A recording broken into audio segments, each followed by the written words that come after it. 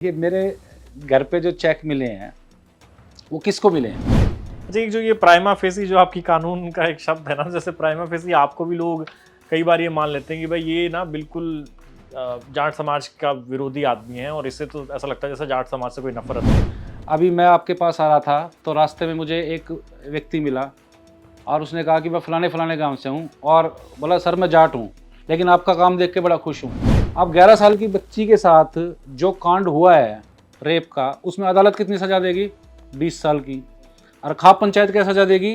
मुंह काला करके और गले में जूते मारने डालने की। देखिए, मैं ये नहीं कह रहा कि आप है ना पूरी कम्युनिटी को गलत बोलो, कम से कम ये तो कह सकते हो जिसने ये काम किया है कास्ट की, अपराधी की कोई कास्ट नहीं होती।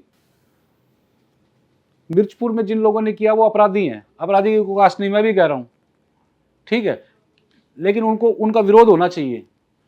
ये अलग बात है कि भाई हरियाणा में एट्रोसिटी, एससी कम्युनिटी के खिलाफ जितने भी एट्रोसिटी के कांड हो रहे हैं, वही मोदी वाली बात है कि आतंकवादी जो हैं वो, भाई आतंकवादी तो कोई भी, लेकिन ज़्यादातर आतंकवादी ये क्यों है? इस तरह हरियाणा में जो एट्रोसिटी हो रही है इनमें सारे 90% लोग यही क्यों हैं? यही बात मेरी जो लोगों को जो है ना अच्छी नहीं लगती। बिल्कुल आपकी बात पे कई लोग बड़ी आपत्ति जताते हैं, जैसे और खासकर आरोप लगते हैं कि यार ये आदमी आ जाता बखेड़ा कर देता है, जो मामला भाईचारे से सुलझ रहा है उसको सुलझने नहीं देता, पैसे खा जाता है। लोग कह रहे हैं आपके घर छापा पड़ा, आपके घर चेक बरामद हो गए और भाई रजत कलसन ने ना हरियाणा की माटी खराब कर रखी है, ये कहीं चैन से रहने नहीं देता गाँव में लोगों को। देखिए, मेरे घर पे जो चेक मिले हैं वो किसको मिले हैं? पुलिस को मिले हैं। पुलिस क्लेम कर रही है कि मेरे घर से चेक मिले हैं? मेरी पुलिस मेरे इतने खिलाफ है, अगर मेरे घर से चेक मिलते तो मैं आज तक जेल से बाहर नहीं आ पाता। उसी टाइम प्रेस कॉन्फ्रेंस करनी थी पुलिस ने, लेकिन ये बात बोल कौन रहा है? जो एक केस में लगातार मेरे खिलाफ 50 प्रेस कॉन्फ्रेंस कर चुका है एक आदमी, वो बोल रहा है। क्या उसके पास कोई इस तरह की, उसको सूचना किसने दी? पुलिस वालों ने दी है, तो पुलिस वाले खुद क्यों नहीं बोल रहे?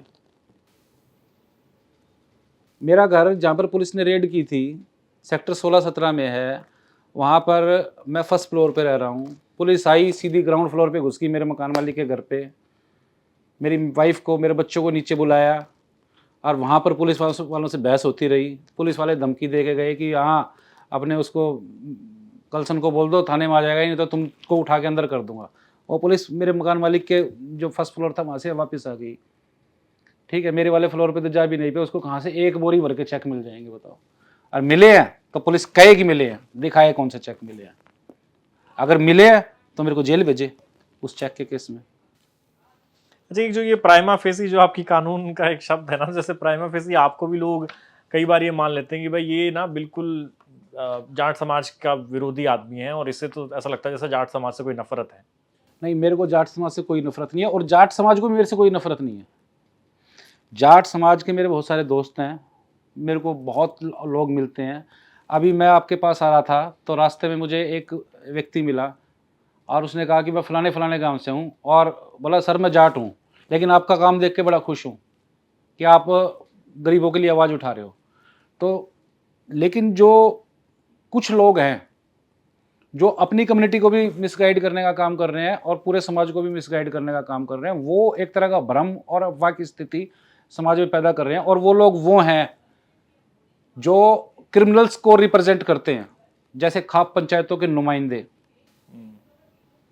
जैसे मेरे एक केस में एक स्कूल के चपरासी ने, वो चपरासी डोमिनेंट कम्युनिटी से था, 11 साल की बच्ची के साथ उसको लड्डू के बहाने खिला के रेप किया। हम लोगों ने उसमें कंप्लेंट दी, वो अरेस्ट हो गया, पुलिस ने जांच की, सच्चा केस था। पुलिस ने उसको, आरोपी को अरेस्ट कर लिया। उस मामले में गांव में पंचायत बैठ गई खापों की, और खापों की पंचायत ने कहा कि ये सारा रजत कलसन की वजह से हुआ है।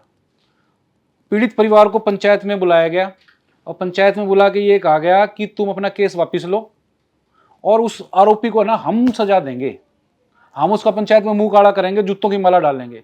अच्छा, अब 11 साल की बच्ची के साथ जो कांड हुआ है रेप का, उसमें अदालत कितनी सजा देगी? 20 साल की। और खाप पंचायत क्या सजा देगी? मुंह काला करके और गले में जूते मारने डालने की। जितने भी इंडिया की जेलों में पोक्सो में 20-20 साल की सजा काट रहे हैं, वो तो सारे तैयार हैं ये काम कराने के लिए, जेल से बाहर आ जाएं बस हम। तो ये खाप पंचायतें क्या कर रही हैं? इस तरह के जो नुमाइंदे हैं वो मेरे खिलाफ हैं। और मेरी एक खास बात ये है कि मेरे पास कोई SC/ST एक्ट का केस आता है, ये कहते हैं ना कॉम्प्रोमाइज करा के पैसा खाता है, किसी से भी पूछना SC/ST एक्ट के केस में मैं सबसे पहले उनको ये कहता हूँ कि अगर आपको केस अंत तक ले जाना है, स्टैंड करना है, तो मैं आपका केस लड़ूंगा, अदरवाइज केस नहीं लड़ूंगा। मैं कॉम्प्रोमाइज़ नहीं करने देता। मैं कहता हूँ आपके साथ कास्ट के आधार पे बदतमीजी हुई है, अपमान हुआ है, आपकी बेटी के साथ गलत हुआ है, आपके घर के परिवार का मर्डर किया गया है, ये केस कॉम्प्रोमाइज़ करने का नहीं है। और आप कॉम्प्रोमाइज़ करते हो, खुद के साथ अन्याय करते हो, समाज के साथ अन्याय करते हो और कानून के साथ भी अन्याय करते हो। फीस बेशक ना दो मेरे को, लेकिन केस को अंत तक लेके जाओ। आप जो खाप पंचायत की इमेज बता रहे हैं या जो बात आप बता रहे हैं, एक दूसरी इमेज भी है रजत जी, उसको ये बताया जाता है खाप पंचायतें खुद उनके जो प्रधान है वो भी ये कहते हैं कि भाई हम तो जो कमजोर है उसकी तरफ होते हैं हमेशा, हम तो उनकी आवाज उठाते हैं। देखिए, मैंने आज तक, मैं 15 साल से वकालत में हूँ, एक्टिविज्म में हूँ। मैंने खाप पंचायतों को हमेशा आरोपियों के पक्ष में ही खड़ा दिखाई दिया है। मैंने महिलाओं के विरुद्ध ही खड़ा दिखाई दिया है। मैंने किसी भी केस में उनको उसके पक्ष में, पीड़ितों के पक्ष में खड़ा दिखाई नहीं दिया। हमेशा कॉम्प्रोमाइज़ कराने के उनकी तकनीक होती है कि किसी भी तरह कॉम्प्रोमाइज़ कराओ, चाहे वो भाईचारे का हवाला दे के कॉम्प्रोमाइज़ कराओ, चाहे गांव का गाम राम बनाने, गाम राम का आदेश मान के कॉम्प्रोमाइज़ कराने का वो हो। ठीक है, मिर्चपुर में भी पूरे हरियाणा की खाप पंचायत इकट्ठा हुई थी, मेरे पास आई थी। उन्होंने कहा था भाई पूरे हरियाणा का भाईचारा बिगड़ जाएगा। मैं 100 बार बिगड़े भाईचारा, लेकिन मैं तो इस केस में जब तक सजा नहीं होगी, 2 गरीब लोगों को जिंदा जला के मारा गया है, इसमें तो कॉम्प्रोमाइज़ नहीं होने दूंगा मैं। ठीक है, तो मैंने उस केस में, मेरा उस केस में मेन कंट्रीब्यूशन ये है कि कॉम्प्रोमाइज़ नहीं होने दिया बस मैंने। इस वजह से उनको लगता है कि बाकी केसेस में भी हमारे लोग जेल जाना शुरू होंगे, तो इसलिए मेरा विरोध है। और इसीलिए मेरे ऊपर आरोप लगाया जाता है कि भाईचारा खराब कर रहा है। भाईचारा का मतलब आप कंप्लेंट दर्ज ना कराओ, आप गलत के खिलाफ मत बोलो, आपके अधिकार नष्ट किए जा रहे हैं, लूटे जा रहे हैं, उसके खिलाफ मत बोलो, आपको जाति सूचक गालियां बकी जा रही है, चुपचाप बैठ के सुनते रहो, तब तक तो भाईचारा है। अदरवाइज भाईचारा खराब हो गया। ऐसे भाईचारे का क्या करना है जो हमको अपमान से जिंदगी जीने के लिए मजबूर करता है।